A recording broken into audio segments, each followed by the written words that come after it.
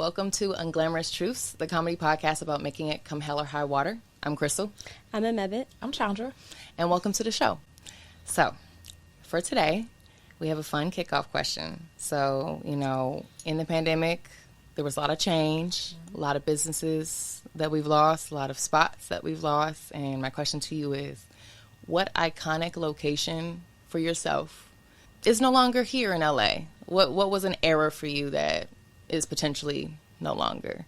And I can kick us off. So my location is kind of random. It's Tequila.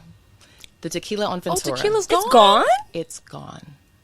Wow. Guys, and when I tell you I'm sad, like, Tequila is very important to me in my LA story. I lived right on that Tequila on Ventura. Not on that Tequila, but on that street. It was like my main local kind of bar. I used to walk there all the time.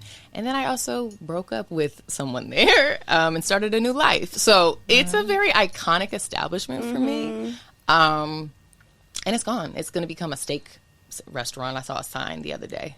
Okay. Yeah, so I'm not mad at that. yeah, things change. But what would you say is one of yours? Sawyer is gone. Remember my favorite oyster happy hour place in Silver Lake? Yeah, I was at the East Side spot. You can get oysters and rosé for like $7 or something. Yeah, It was you crazy. That rosé was strong too. So some- good. yeah. And I guess the deals were catching up with them because they went under. Yeah. Yikes. My favorite was, I think it was called Rocket Fizz. And I think it might be a chain, but it was like it's a candy store, like an old school candy store. And it was like super close to my house. And when I was pregnant with Ali, like towards the very end, like my third trimester, and my family was out here, like we would walk there and get candy. And even during the pandemic, after we had him, like we would just be walking around, we would go there. And, just a few people at a time. And, we were buying a lot of candy, because I really wanted sugar. And it died, and I was so sad, like, genuinely. It was such, like, a cute little, like, neighborhoody thing. And I was like, in my head, I was like, one day my son, and that was just him at the time. I was like, my son's going to be going here and getting candy with his friends after school. But nah, people need to be eating more candy, man. Fuck them teeth. Really classic businesses, And obviously, this place is not closed, but sometimes I'm confused. But we all had our era at the Dime. Oh, and it's open. It's close to us. Yes, and We've that's the difference. aged. We're done. We've I closed. thought you was saying it's become a private location. I was like, close to us. It was an error for sure, and now it's. I don't know who's there. I'm having my birthday there, so we'll be back. Oh, great! No, I'm just playing. I made that up. Today's episode, let's get into it. So it's all about reigniting your career, and how to shake things up when they're feeling stale. So we are in a weird time right now. There are a lot of external circumstances that we can't control, like the strike in solidarity. We talked about AI, like all sorts of things, right? And so my question to you is, when you start to feel like your career is feeling stale, when do you know that it's just because there are things outside of your control in the industry that are kind of like you can't avoid them, versus, within yourself, this is just bad. Things are now officially stale. It's not about the outside world. It's about what I need to be doing over here. We can get in our head sometimes, and we can start to panic when it's like, maybe this isn't actually about like what I'm not doing. It's about literal circumstances. But then there are times when it's like, no, bitch, this is the time. This is the time for you to figure your shit out. So I guess, how do you navigate that? So the first step usually for me is like right before that, or not usually, but this is how, I'm trying to move in my life, where, okay, are things stagnant? Or is it just taking its natural time, right?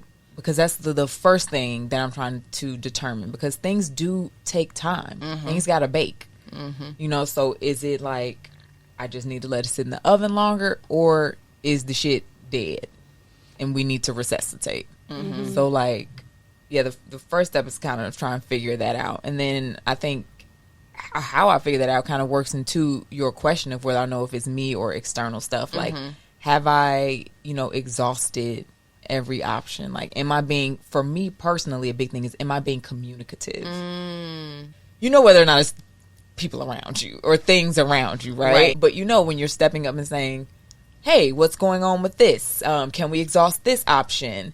What do we think about the writing here? Or what's the feedback? When you're like getting all the information, then you can really look at everything, or I can really look at everything and assess. And that's what I'm trying to do. I don't know if it's working, but that's what I'm literally doing right now. Just trying to gather the information. And the first step is like, have you communicated everything? Thinking about just how naturally patient I am, especially with this career, and how sometimes that could work to my detriment, because I can, you like give it a couple months, I could do that, versus like being on your head, which I, in hindsight, feel like that energy could have been beneficial in many aspects of the projects that we've been working on. Wow, that's crazy to hear you say that, because that's how I think of myself, and I feel like you're so much better at it than me. I mean, obviously, Crystal is the supreme, right, in terms of on the head what's happening, but I always feel like you're relatively good at it. I want to be harder. So like if I'm doing it, it's when that email is sent out, I want to send it a week before. But I was like, let me not be a craze ball. And let me give it some time. And I will look at the calendar. I'm like, when is a reasonable amount of time before I could reach in? Yeah. Or rather reach out, because I don't want to offend somebody or like make them feel like, I've got my foot on their neck, when really I do want to have my foot on your neck. Like I really do. Yeah. And it's not to be bossy, which is a thing that I've been giving myself permission with. It's not to be bossy or confrontational. It's because I care. Yeah. And respecting myself. And I know, like, Crystal, that face you just made, like, of course, but I think it's, like, very easy for you, because that's naturally how you're wired. It has not always been very easy for me, because I've just sometimes just trusted, like, of course they're doing that. Of course they're investigating, everything, right, or whatever. Yeah. And they'll get back to me when it's time. Just clearly there's nothing to say. That's why they're not saying anything to me. And it's taken me, to get to this point to start pushing and being like, hey, well, have you heard about this? Like, where are we? Where are we? It's interesting, because I feel like that direct communication is like a love language. Like, it's not being bossy. It's not being pushy. It's actually when you follow up, it's being invested. And obviously there's degrees to things. You don't overdo it. You don't follow up every single week nonstop. But like, I like to just give people the benefit of the doubt that they're very busy and they probably just need to forget. Like, we all forget certain things. Yes. We're so busy. Like, I know I need someone to be like, hey, can you just touching base, even if you're on it, amazing. But just let me know so that we're all really clear. The more in sync we are, the healthier everything is. So, and I think that helps the energy from transitioning into a level of resentment of I haven't heard from this person. They don't give a fuck about this, and now they're fucking with my time. Totally. Yep. I think that's so the way to be, and that's definitely how I'm trying to move. That's why I said, I was like, well, this is what I'm trying to do actively right now, is just the communication, and it's a real challenge, to myself. Totally. Also to keep track of the things. It's so much. When was I supposed to get this? It is so much. And I think that organization is a way to, is self-respect. It's taking yourself seriously. Give yourself the time to be like, I'm going to make sure I'm clear, I'm organized on my week, and then I'm going to also respect myself and others by staying in communication so that they're not assuming anything from me. Yep. And I'm not assuming anything from them. And this is a well-oiled machine. And recently, actually just a couple of days ago, I had this realization about myself in terms of communicating. And this was something, just a personal relationship with a friend where they did something that I did not like. And then I did not properly communicate. And I'm sitting here like, why didn't you say something? Because you didn't like it in the moment, whatever, going back and forth. And then I realized that for me is a form of control. And I've been having this moment with myself, period, because I never consider myself to be a controlling person. I always have considered myself to be so like go with the flow. And I don't know if I'm just changing or if I was always this way. But I'm like starting to notice little like controlling energies about me. And that is one thing. The narrative, my narrative, how people see me, I've noticed that I like really do try to take control over. And one of them is by not communicating properly, because it's to present to you that I'm like very easygoing and cool and like I'm chill, bro. I'm chill. You know, like yeah, it was revelatory for me. I literally sat in my car the other day for like an extra 20 minutes because I was like, what? And I was like, well, that therapy. See, my therapist, she works. You see it good because I'm doing the work myself. Without you, I've got the tools. But yes. Now, how does that energy manifest? Like, what does it show up as? When I'm trying to control, evasive. Like I don't confront it. And like you don't engage. And then because that is control in its own way. Because it's like it takes two to address conflict, or it takes two. It's like you're not even entering the ring, so by default, you know, the other person might not be able to put in their effort or their input or whatever, right? It's like you're taking it off the table. Yeah. And that's control as well. Yeah. So. Yeah. When I discovered that behavior within myself, I realized there were multiple layers of gaslighting. First is I will gaslight myself into believing that I don't care. I would literally force myself out of an emotion. And then second layer of gaslighting is convincing you that I don't give a fuck. Because I don't want you to think that you could affect me. True Scorpio. No, that's right. Right. It's like, no, like, I don't care about that when really I'm crumbling, but then like trying to reverse the crumbling because no, bitch, you're not crumbling. You're not lying to my, gaslighting my damn self. And so now I have all this emotion that is not being dealt with. That's just being stored in the back, waiting to release on a situation that is unwarranted. And then when that happens, I'm like, wait, hold on, let's unpack this. Where did this actually come from? Because you not responding to a text within the time frame that I wanted you to really didn't warrant the reaction that it got. Right. But that shit you did to me a month ago, I've been waiting to beat your ass about. And so today, I'm burning it the fuck down. Yes. Scorpios. And that is just like, when my question of like, how does it manifest? Like, that's how I know it's manifesting, when it's like, I am overreacting to something, and I'm like, this isn't the catalyst for this emotion. Why am I so upset right now? It's something else. Or for me with that, it usually, unfortunately, will be not the person who really deserved it, right? It'll be somebody that I trust, you know, somebody. And it will, unfortunately, usually be the people that are, like, closest to me. Same. Because, I mean, there's a you know, I know you're going to take me back, you know, if I give you this, and it's not fair. And so that's the thing that I've really, really tried to work on with the misdirecting, like leave. And so some places where my evasive stuff will work, like if I get to the point where it's just going to be fire, let me step outside for a second, and then come back quickly though, not doing that thing that I used to do where it's like months then I'll just or years deal with it in myself, and we'll figure out a way to null it. Okay, I don't care. Like you were saying, I don't care. It's done. Let me go. Give myself a time frame. Okay, it's been an hour. Let's have this conversation. Yeah. And sometimes you can split the difference, or I can split the difference where I'm like, hey, you know, this bothered me. I don't necessarily have the capacity to have the conversation right now because I don't fully understand what I need. Yeah. But I want you to know that this is a point of contention, and we will come back to this. Bitch, I did that the other day. I was so proud of myself. I couldn't believe it. It's like I was outside myself watching. I was like, oh my God. Totally. You're growing up. Yeah. Communication is, oof. I know. And I feel like we be driving you crazy because me and Ameva's communicative styles are so similar. Yes. And so. Guys, I've had a decade of non-direct communication. I've held y'all down, but it's okay.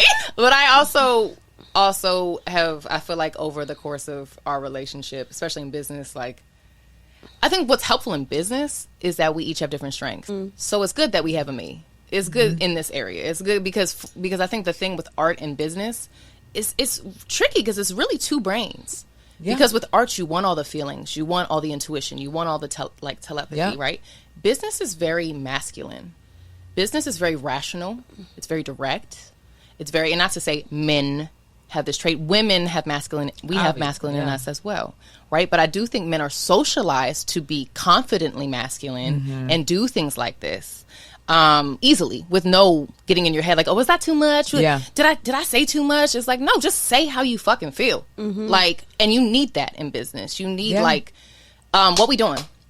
Let's get it. Like, let's get it together. And I think what's difficult about that is that men are rewarded for that energy and that behavior, and women are scolded. Interesting. Like, men leaning into their masculinity is like, yeah, that's a man. You know, that's a real one. And if a woman, and she's a bitch. She's a bitch. This fucking bitch. She's unlikable. Yeah. I don't want to work with her. Yeah. She's difficult. Yep. Yeah. I'm about to say, And that's the my word. fear of like, if I Yes. am following up, hey, just checking in. Yeah. You're gonna be like, this fucking bitch, like, if she don't calm down. And so it's very difficult for me to know when it's appropriate to lean into my masculine in work. Yeah. I think I don't have that bone because I don't know why, but I think part of it is maybe that's a benefit of being, there was many downsides of being raised by my father for a time, but the benefit was I was raised by my father for a time and there was no other alternative. I just saw how he moved so powerfully with that in his direct communication and his saying exactly what he wanted, and how the world was like, okay, I'm gonna, you say it, it'll happen, right? And so I took that from him. And I think there's a difference between being aggy and anxious in an ask versus just very clear and confident. So yeah, I appreciate that. I do feel like that's a gift he's given me, which is like, no, it's fine. Like that's actually, people will actually, you're teaching them to take you seriously. Yeah. Yeah. I've also been more aware of the way that I craft emails, and down to like, how many exclamation points am I using here? Like, I want to sound kind, but I also want to sound firm. Yes. Yes. And taking out things like I just wanted. Ooh, I and struggle with that. replacing it with, where are we on this? Or something like, but like, not like in a nasty way, but making it like, not trying to be passive. I'm not trying to be passive, and I'm also not trying to be aggressive. I'm just trying to be firm. Yes. And that as an exercise of really building my confidence in that area. Yeah. I'm kind of reverting back to the way I used to send emails in college. Like, I think I'm just doing a complete overhaul of trying to balance the version of myself I want to be with my natural abilities that help me win, right? Because sometimes I feel like I'm like, okay, I'm going to be very businessy and, and I'm trying to do all this stuff. And then I'm like, well, it's not like, there has to be a balance. Like, that's not necessarily like yielding you the super results. And I feel like my like old emails, they did used to be like, firm, whatever, but they were also humorous. Like, they were such a perfect representation of myself. They were clear. And then I feel like for a while I have like tried to change myself into a business person. I mean, in truth, that's why I've changed my email to what it is now. I mean, I had to get a new email address because I was being tormented by sales ads. I was getting like 10,000 sales things a day. But I was like, and I was going in and, okay, I need to have a professional email address. And I was like, bitch, you work in the arts. Like, I want to have an email address that is indicative of who I am, that is, representative of myself. And like, because I'm humorous does not mean that you should take me less seriously. And that would be your mistake. And then now I'm in the energy of, yes, that would be your mistake. And if you make that mistake, then I'm going to have to politely eat you up. But like, I'm not going to alter myself. I'm not going to be cold. And, I shouldn't have to be cold and callous for you to respect me. No. So, Yeah. balancing, getting there, the growth. Okay. So, imagine that you have officially accepted that, shit is stale. Like, for real. It's not the world, it's you. You. Or like, it's where you're at right now. No, I did. And no. And I know the moment. Okay, great. We'll talk about that in a moment. But what I'm saying is, imagine for a moment, the emails have dried up, the buzz has died a little bit. There are no deadline articles coming out. In that moment, it's very easy to go into self-worth spirals. It's very easy to go to a place where, what's wrong with me? Mm-hmm. Why am I not enough? And I guess I extend that question to you all. Like, what happens when you finally accept that this is where you're at? Well, mostly I just know the moment where I decided that things were dead, and it was during the towards the end of the pandemic, you know, because I also live in close proximity with someone who does exactly what we do, yes. right? Which is a whole nother thing. And and when we were all in the house together, obviously we are literally taking calls from the dining room. So I'm overhearing the Zooms as I'm like walking by. And sometimes I would literally hear, we were perhaps, you know, we'd have a Zoom earlier. Us, the three of us would have a Zoom earlier, okay, with a particular company. And what we would be told is, no one's buying. It's just no one's buying. It's just no one's buying right now. Like, I've never seen the industry like this before. No one's buying. So we're not going to take this out right now. You know, we're just going to hold off for a little bit. Fast forward 2 hours later, you know, then I hear my husband on a Zoom with the same company, some of the same people. I thought, oh, this is some of the same voices that I just talked to 2 hours earlier. Okay, so we're going to take this out to CBS, NBC, da-da-da. If it doesn't work there, then we're going to take it here. And I'm hearing all these meetings being set, and I'm like, that's so crazy. Now, it's cool when they do it. Right. It's a problem when I do it. You know? And so I'm like, oh, I'm dead. I'm Dusty Mustard Crusty. You know what I'm saying? Like, it's not just, yeah, the industry is shifting, whatever. But no, because some people are listening, clearly, because you're setting meetings. Yeah, I never, ever liked hearing that note of like, Hate it. We're just going to, you know, pause for a beat. No one's buying. And like, clearly someone's buying because there's a new show coming out every season. Like, clearly someone's buying something. Yeah.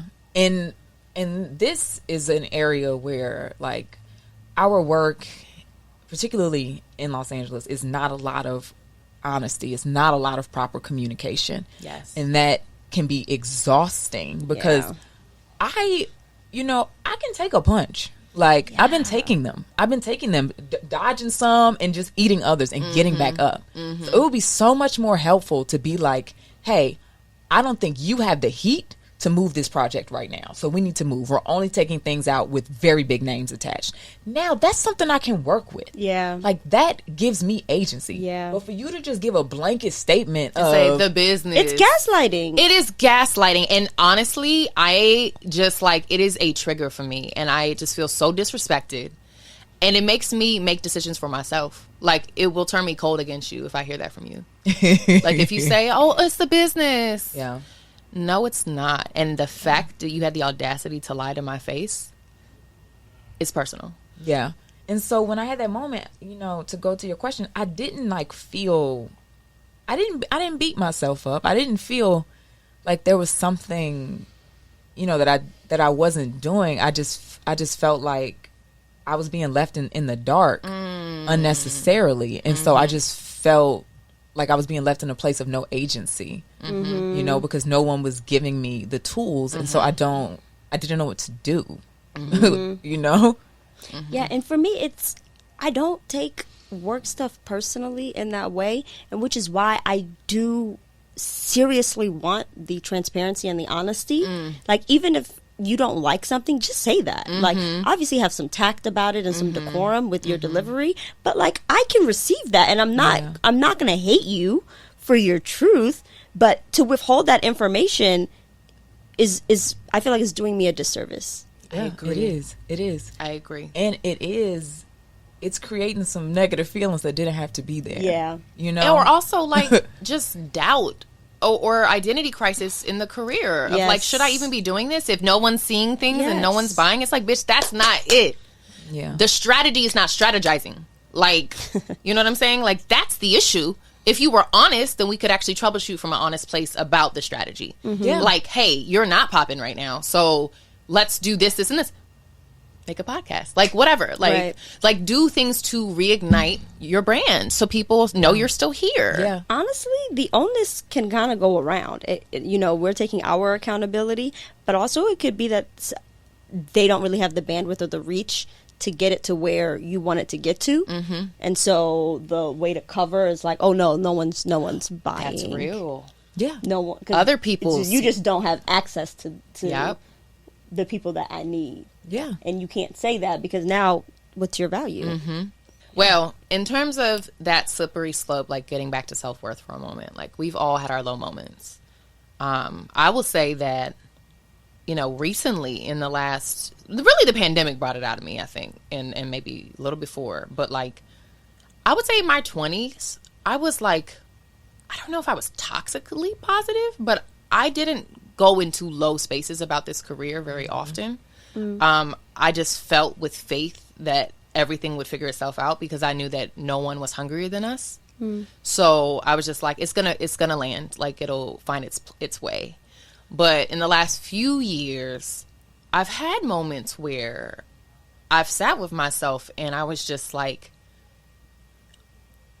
on the brink of such exhaustion and just such burnout that like I think I told y'all I was at some weird cafe on the east side and like Chandra, you called me, you were like, okay, this is my specialty, we gonna work with the darkness. Yeah. Like, let's get to the dark lord, follow me. And maybe you followed up with me and were like, are you good, like, and it's just tricky. And I think because I don't fall as often, I really try to like maintain certain grounding practices that I'm not just despairing. Mm-hmm. But when it hits, yeah, and it's so hard. So how do you all pull yourself up from those moments? Well, I find power in darkness. I'm a dark lord. I am. And my 20s were very dark. Yeah. Right. So, and it was great. It was horrible, but it was great because it taught me how to navigate that. It taught me how to feel my feelings. Yeah. To trust them, to validate them, to really figure out what I could take from them, what I could learn from them, what I could swallow and would make me stronger from those feelings, and how to get out. So I think if you spend too much energy not trying to feel your feelings, you become blocked, and then that's when it swallows you. Mm-hmm. Because it's like if you just swallow them, you're like a fish almost, right? You just swallowing water and processing it out your gills. But if you don't, then you're like a fucking human. And when you finally open your mouth, you're going to drown and sink to the bottom. Because you don't know how to process it out of your body little by little. Mm-hmm. Because it's happening. Mm-hmm. You're feeling it. Mm-hmm. So I think, it's not go around it, go through it. Go through it. Mm-hmm. Yeah. And I will add that, like, I didn't really know that shit was stale until I had already fallen. Until I had gotten to the other side of a deep depression. And I didn't even know I was in a depression until I was out of it. Because of all those years of gaslighting my own emotions. And the way of getting through it was really sitting with myself, and also therapy, and unpacking so much of my life. And across the board, not just career was like stale. Of like I was coming out of a situationship that really broke my heart, and really trying to understand that. And so like across the board, like my life was a wreck. Mm-hmm. Like across the board, a wreck. And I liken it to like when you're cleaning, when you're doing a serious deep clean of your house, like how it gets messier before it gets clean. Mm-hmm. That was my life. Like I was doing the proper deep clean. I pulled everything out of the deep crevices of my mind and my life and laid them out, and had to do inventory. What stays, what goes. And the things that need to go, I need to properly let them go. And the things that stay, like I need to find a proper home for you. Yeah. Where you really belong, where you can be useful. And that took like a year. Yeah. That took a year. Yeah. Oh, girl, that's a lifelong journey.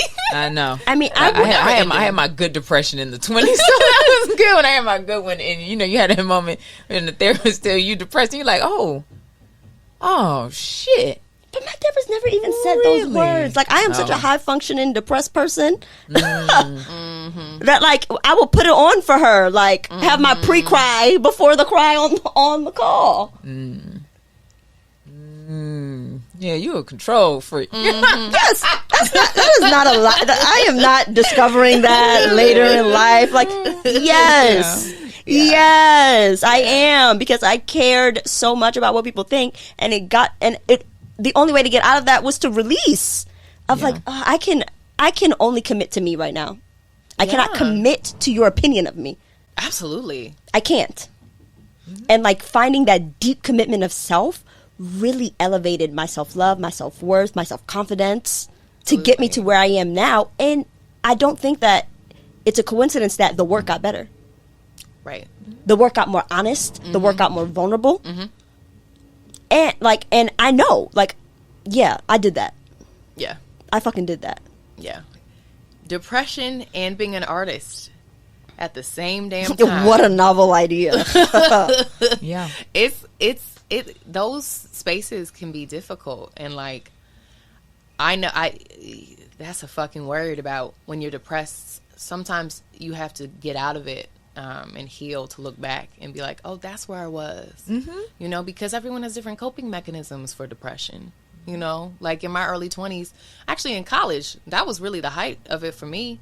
Was I was in such like psychological warfare with circumstances in my life at the time that I wasn't present. Yeah. Like you brought that up at some point, Chandra. You were like, I don't feel like you're always here, And I was like, I was aware and not aware at the same time. I was like, oh, I know what I'm going through right now. So yeah, duh. Like that's where I'm at. But also like not knowing how that necessarily showed up for other people. When you're in it, sometimes you can really just disappear into yourself. Yeah. I would say that someone said this, it was really profound.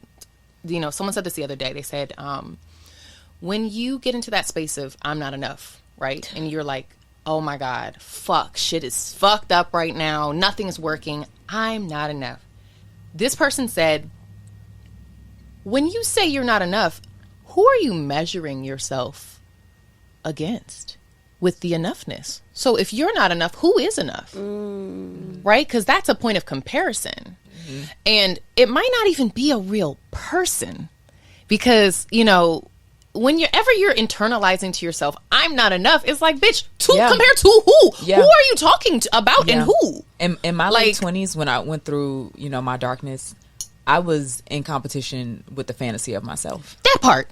That's who I was dance battling. That part. The version of myself that I had created in my head, that I had clung to, this future that I was going to be stepping into. And then, when we moved to LA, I had put so much pressure on myself for these things to happen, and things were not happening, and it broke me. And it wasn't just the professional, it was also my personal life here.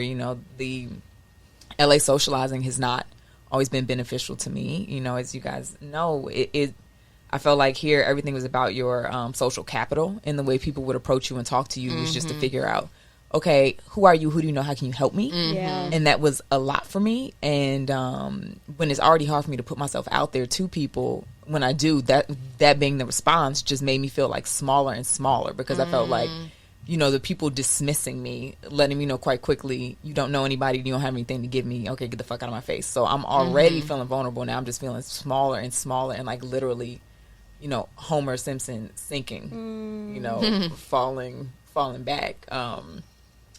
And yeah, it really just took me, it took a minute to realize that I was clinging to something that was never real, instead of just sitting in my actual blessings and sitting in my truth. And so first, I sat in that darkness. And after that, I could really see my blessings and my accomplishments, and be like, just be present. Just be here right now. Yeah. Let right now be enough. Yes. And if there are things that you want, little by little, day by day, like you can you can healthily have a version of yourself that you want to grow into. You can healthily set things. I want to be a productive person in the morning. Yes. Simple. And you can do that. You can work towards that. But this whole big ass fantasy, I'm supposed to be, starring in like all this extra shit in a really unhealthy way where you're like punishing yourself for it. Like, that's what I was doing. I had to be like, you know what, ma'am. So no, and I'm happy, even though it was kind of hard to have that in my 20s, because also I didn't, I didn't know myself well enough either. So it was like really, really bad. But now, like, when the stagnation, has occurred, I feel like I'm processing it so much better. And I think that's why there's no attachment to like my self-worth. Well, you know what? It was like, I feel like we each have had this in our own individual journeys. Like, I know for myself in my 20s, so much of my identity was the dreams I had for myself, all of the career stuff, that phantom image of this is this, and this is how this is going to go, and whatever. And it's like, I've healthily extracted who I am at my core outside of whatever is going on externally in the industry, in achievement, in results. And they're two worlds. They're two worlds I like seamlessly am moving in between all the time. But like, who I am is not the dreams, even the dreams that I have for myself. My dreams are not who I am. So I'm not defined by if I'm in my dream in this moment yet. Right? Because I usually am in a dream of mine. I everything I'm doing that's now. What I was about to say. That took a minute too to be like, hold on, bitch, you really are living your dream. The dream you didn't even know you fucking had. You're already in it, bitch. So don't, what it looks like. Don't punish yourself for the dreams that you're not in yet. We've said this before, sit in the dream that you're in. And in my period of curiosity and like investigating where it all began, I discovered that like in a space of holding grace for myself, as artists, of course you're going to have that identity crisis. You're going to have that battle of self-worth because your product is a part of you. Yeah. Versus, like, say you're an advertiser and someone rejects your campaign for Coca-Cola, you rejected a fucking campaign. That has nothing to do with me. But if I'm sitting here writing a pilot when the lead character is named Amebe, Crystal, and Chandra, and it's about being in New York City, and you're telling me no, I'm like, my own story is not enough? What? It's so So, of crazy. course, that is going to lead to spiral when you don't have the tools to deal with that. Yeah. Of course. Yeah. So like really holding space for myself and being like not looking back and like, bitch, you wasted time being so hard on yourself. And it was like really learning to hug myself. And like there's one of the books that you gave us, Self-compassion. Self-compassion. Yeah. There's an exercise in that book that really changed my life. Y'all can do it too. You put 3 chairs and a triangle and you sit in one chair and you talk. All 3 chairs are occupied by different versions of you, right? So you sit in one chair and you're the critical self. And you look at one chair and you say all the critical things you think about yourself. You're lazy, you procrastinate, whatever the fuck you think about yourself, right? You just spit it out. And then you get up and you sit and you become the criticized self, and you respond back to that to the critical self, and you tell them how you feel. Well, of course I procrastinate because I'm doing a million things. I don't have the luxury of just having one job. I got to do this, whatever. You have your conversation. You battle it out with yourself, and then you transition to the third seat, where you hold space for both of them. You don't reprimand any of them, and you tell both of them areas where they can be better to each other. For the critical self, he's like, I understand that you're really frustrated with the fact that you have goals and you're not meeting them in the timeline that you want them met. So of course you're going to be upset, and of course you're going to feel like this. And then you can go to the criticized self and be like, hey, like maybe you can make a list, like just saying things, but like hold but and I can also understand that, like, fuck her. Like, how can she don't know what it's like to, and doing, sitting in a circle crying with my damn self, y'all. It was actually comedy because I'm in the middle of my living room just fucking crying with 3 versions of myself. It was groundbreaking. Yeah, I did that one. That one was tough. Because the critical one was, I said, this bitch is strong. She's a nasty hoe. And then I realized that was an Yes. overwhelming part of my personality. Yes. That the critical version was too powerful. Like, we gotta go ahead and lessen your percentage, man. We gotta take a look. It's too strong. Absolutely. And the compassion itself is like, okay, how do we live in that chair Yeah. more? Obviously, every chair has its purpose. Like the critical self is there to hold you accountable, Right. and the criticized self is there is your feelings, Right. and the compassionate self is the balance between the two. Absolutely. Yeah. Yeah. Well said. Yeah. A kind of a positive side of the stagnation. Something that has been in our time, where shit has, dried up. Motherfuckers are not responding as fast as they used to. Okay, not getting in the rooms, that we used to get in. One thing that's been really beautiful about death, and I'm a Scorpio, and Scorpios, we love some death. Okay, is that I've been able to see the things that I wanted to die, that I wouldn't voice before, things that I never really wanted, because there was some relief. Oh, okay, this is over. This is over. I'm okay. Okay. And so that's been empowering, Because right? you can make space for the things that you want. Yes. Yes. And sometimes you have to let shit die so that you can make space for the new things. Yeah. It's like someone knocking on the door being like, I have all these ideas, all this like excitement just waiting on the other side of this door, but you got to close that one. Like you can't there's not space for all of it all the time. Yeah. And so I've been able to make space for, okay, instead of it just all being frustration, that phone is not ringing off the hook. Let's be grateful that we have some time to really be introspective. Yes. And figure out what doesn't belong here anymore. Clear it. What no longer suits me. What needs to go. Clear it out. Clear it out. Yeah. But I think some clearance happening. It affords you a moment of clarity. Yes. In those off seasons, which actually become inventory seasons and introspection seasons, right? Those are beautiful fucking seasons too. Yep. It's a rebirth. It's a rebirth, bitch. Yes. Sorry. That's literally on my wall. And like the season, I've literally like rebirth season right now. Yeah. Literally. Yeah. And in truth, Like, this podcast grew out of ashes. yes. What? It did. Because Yes. we were trying, y'all don't know, we were trying to do this podcast for 2 years before you ever heard us 2020. open a mouth and say something here. And we were wrapped up in a development deal that was hellish and never ending, where the other side was communicating so improperly and really was gaslighting us the entire time. And in that stagnation, in that death, we made a decision. Fuck this, we're going back to our roots. And we are doing this on our own, under our control, out of our own pockets. And here we are today. Here we are. Doing this. Yeah. And it's just the beginning of so much more to come. Absolutely. Yeah. Gang, gang. So with that, we're going to transition to a segment called Bootleg Fabulous, where we share tips and tricks and little life hacks about how to, get your journey going, resourcefully, cleverly, and hopefully on the low. So today's life hack is centering around, okay, you in a little shitty booty hole type of space. What's your first step that you recommend to someone that's similarly in that space to kind of like reignite their career or just take a step forward? It don't got to be the end goal of it all, but just like, where do you start? I'll say a resource that's been really helpful for me is I've talked about this book, The Artist's Way. The Artist's Way by Julia Cameron is my Bible.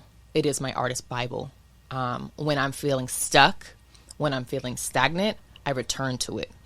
And between the rituals in it of the morning pages, the daily morning pages, where I'm just like, I'm showing up for myself throughout in any season, consistently. This is my consistent like respect to myself to write and to honor however I'm feeling every single day. Woof. It just builds such a thing to rely on in a world that is so unreliable. So I would say to everybody, like, go get that book. And she has her first chapter is dealing with the critical voice, everything we just talked about. It's all about she has the coolest, dopest exercise called the anger monster. She was like, draw what your anger monster looks like. Oh, so that critic in your voice, yes, on a retreat, I think. Draw, and name it, give it a name, and give it a face, and make it fun, make it playful. Let's have some fun with this. And then when you feel it coming up, be like, okay, thank you for being here. I appreciate you. You're heard. But bye-bye. Like, we got to talk calmly now. And you getting real hype over here. So let's talk rationally. And I love that exercise. I think it's really helpful. So do you guys have something you would recommend? Yeah. So, the beauty with an end is that it makes way for a new beginning. And one thing that I've always loved is that saying, like, with musicians, is like, you have your whole career to make your first album. And then after that is just deadlines. But at the death of an era, you really have however long it takes to make your rebirth. And so whatever that project is, you have the time to really craft it the way that you want it to look. And you're not being hounded by people that are like, I need this, I need this, I need this. Like, shit's already, it's dead, right? You're dead. So take your time with being reborn. Yeah, I think giving it voice, for me, just literally telling people that I'm very, very close to, people that I trust a lot, this is what I'm going through. I feel stuck. I feel stagnant. I don't know what's happening. And then just listening to people, because I found that people will tell you things about yourself that you don't necessarily see. And they might not say it just bluntly, but if you listen, you'll hear it. And it's been helpful to have people tell me that I have a talent for things that I didn't necessarily see. And it allows me not a full pivot, but just like a slight reinvention. Like, oh, I would have never seen myself being able to do that. Well, okay, now that you say it, oh yeah, that does make sense. Okay, so now I'm in another step of my Madonna, rebirth. I can come back every time, new bitch, and so yeah, just putting it out there, and also in putting it out there, for me, it just releases any shame I have around it, because I'm like very big about